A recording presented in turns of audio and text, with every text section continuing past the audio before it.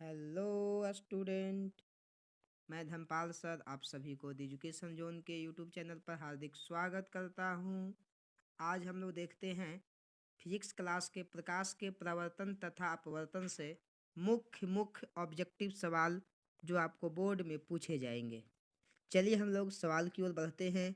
सबसे पहला सवाल है, प्रकाश की किरण गमन करती है ऑप्शन ए सीधी रेखा में, टेढ़ी रेखा में, किसी भी दिशा में नहीं, ऑप्शन डी इनमें से कोई नहीं। देखिए इसका आंसर क्या होता है। सीधी रेखा में। सबको पता है प्रकाश हमेशा सीधी रेखा में गमन करती है। सवाल नंबर 2 की ओर बढ़ते हैं। प्रकाश का न्यूनतम वेग होता है निर्वात में, जल में, वायु में, कांच में। न्यूनतम माने सबसे कम। जो माध्यम सघन होगा उसमें प्रकाश का वेग सबसे कम होगा। अर्थात देखिए ऑप्शन को देखते हैं हम लोग, आंसर इसका क्या है। ऑप्शन नंबर डी है, कांच में प्रकाश का वेग जो है सबसे न्यूनतम होगा, क्योंकि यह सभी के अपेक्षा यह सघन माध्यम है। अब हम लोग बढ़ते हैं सवाल नंबर 3 की ओर। मोटर गाड़ी के चालक के सामने लगा रहता है, जानते हैं आप लोग, साइड मिरर के रूप में लगा रहता है समतल दर्पण, उत्तल दर्पण, अवतल दर्पण कि उत्तल लेंस। चलिए हम लोग आंसर की ओर बढ़ते हैं। उत्तल दर्पण। सबको पता है कि साइड मिरर में हम लोग जो है उत्तल दर्पण का उपयोग करते हैं। सवाल नंबर 4 की ओर हम लोग बढ़ते हैं। मोटर कार के हेडलाइट में किसका उपयोग होता है, समतल दर्पण का, उत्तल दर्पण का, अवतल दर्पण का कि उत्तल लेंस का। चलिए हम लोग आंसर की ओर बढ़ते हैं। आंसर होगा अवतल दर्पण। सबको पता है मोटर कार के हेडलाइट में हम लोग अवतल दर्पण का उपयोग करते हैं। सवाल नंबर 5 की ओर हम लोग बढ़ते हैं। समतल दर्पण द्वारा बना प्रतिबिंब होता है ऑप्शन ए वास्तविक, बी में काल्पनिक, सी में दोनों, इनमें से कोई नहीं, डी में। चलिए हम लोग आंसर को देखते हैं क्या है। बी काल्पनिक बिल्कुल सही है।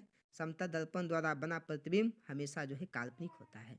चलिए हम लोग पढ़ते हैं छठा सवाल। लेंस की क्षमता का एसआई मात्रक होता है, सबको पता है डायोप्टर होता है। आंसर में क्या है, डायोप्टर बिल्कुल सही जवाब है।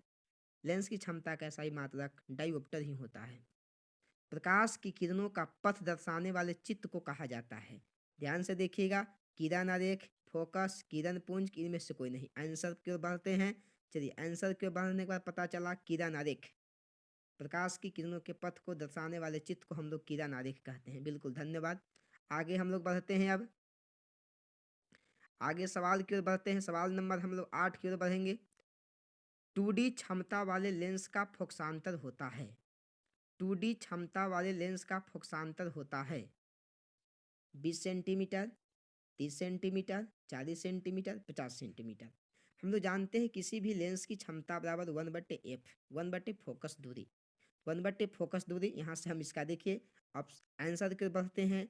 50 सेंटीमीटर, 50 सेंटीमीटर इसका करेक्ट आंसर होगा। किसी उत्तल लेंस का फोकसांतर 50 सेंटीमीटर है तो उसकी क्षमता कितनी होगी। 5 डायोप्टर उत्तल लेंस है, हम लोग जानते हैं उत्तल लेंस की क्षमता धनात्मक होती है।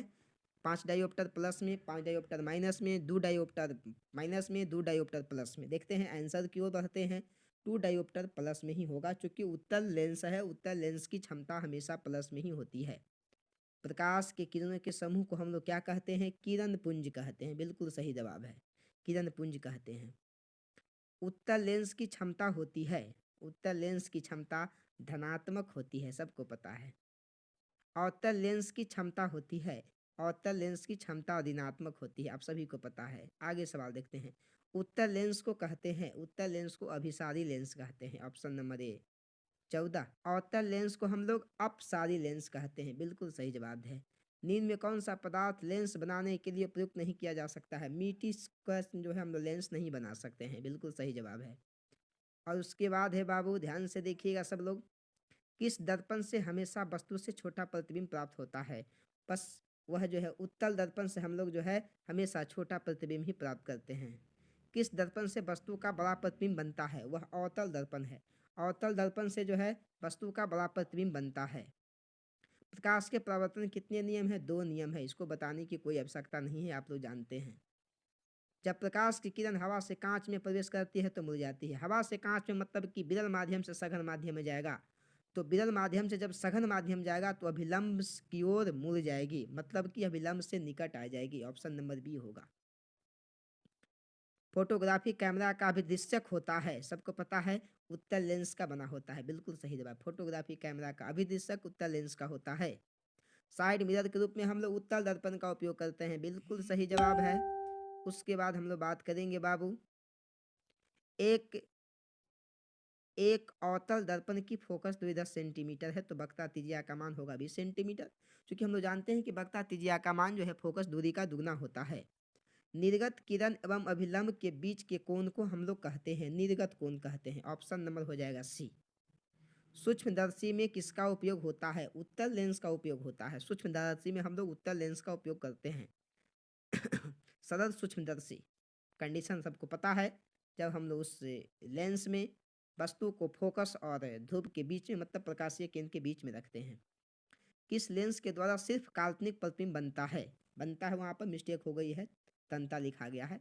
सिर्फ काल्पनिक प्रतिबिंब बनता है लेंस के द्वारा, तो अवतल लेंस है।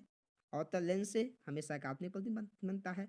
प्रकाश के नियम से निर्धारित होता है। प्रकाश के नियम, प्रकाश के प्रवर्तन के नियम से निर्धारित होता है। आपतन कोण बराबर प्रवर्तन कोण, ये सही है। प्रवर्तन कोण बराबर प्रवर्तन कोण, बिल्कुल नहीं। आपतन कोण बराबर विचलन कोण, बिल्कुल नहीं।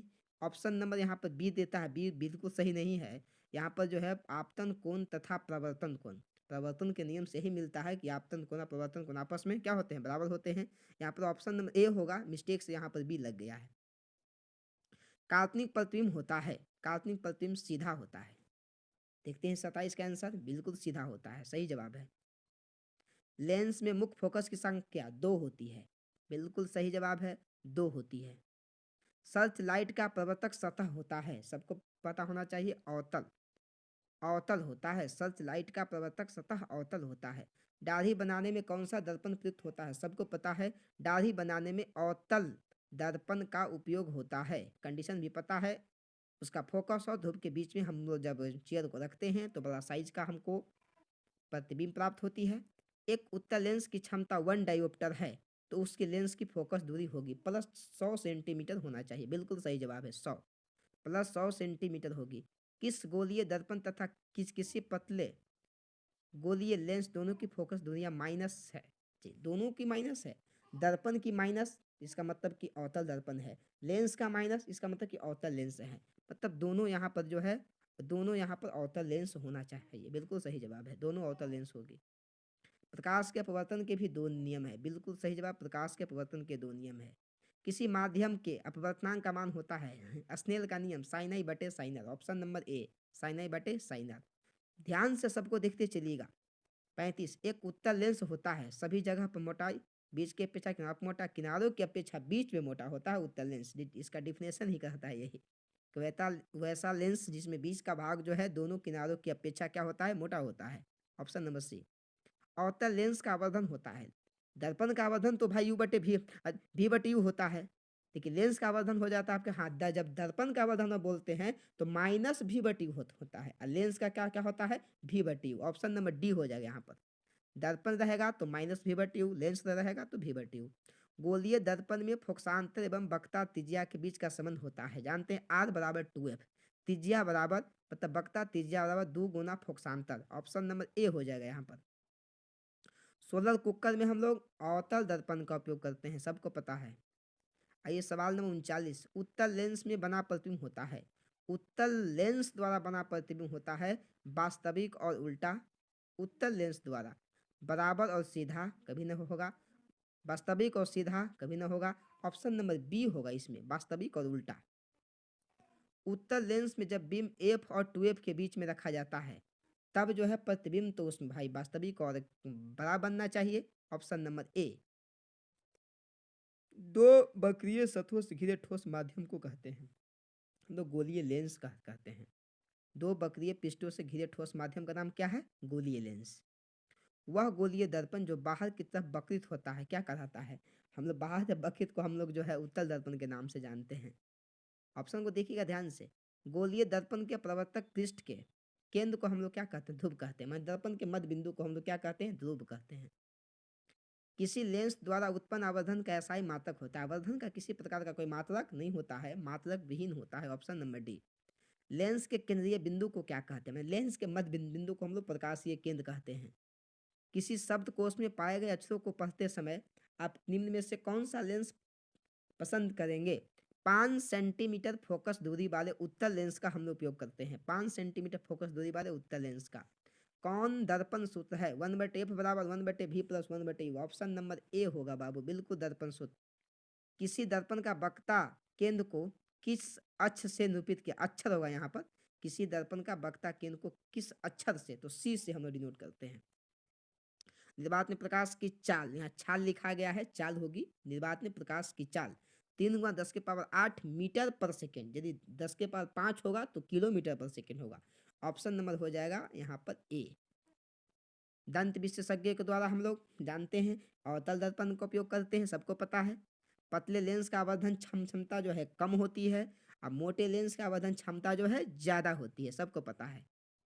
अवतल दर्पण के ध्रुव और फोकस के बीच रखे बीम का प्रतिबिंब की प्रकृति होगा? आभासी भी होगा, सीधा भी होगा, काल्पनिक भी होगा, सीधा भी होगा। ऑप्शन नंबर बी या सी दोनों होगा, इसमें मिस्टेक से छप गया है, जो कि आभासी और काल्पनिक दोनों एक ही होता है। तो ऑप्शन बी भी सही माना जाएगा और सी भी सही माना जाएगा। उत्तल लेंस का प्रकाशीय केंद्र और फोकस के बीच रखे बीम का प्रतिबिंब कैसा होगा? प्रकाशीय केंद्र और फोकस के बीच में तो आभासी एवं सीधा या काल्पनिक एवं सीधा दोनों ऑप्शन में होगा। बी भी होगा और सी भी होगा। तो आप सुधार लीजिएगा, कुछ कुछ आंसर जो है गलत सेट हो गया है, ठीक है ना। अवतल दर्पण के मुख्य फोकस पर रखे बिंब का प्रतिबिंब की स्थिति क्या होगी? मुख्य फोकस पर रखेंगे तो वस्तु तो अनंत पे बनना चाहिए, बिल्कुल सही बात है, वस्तु अनंत पे बनेगी। उत्तल लेंस के मुख्य फोकस पर रखे प्रतिबिंब की स्थिति क्या होगी?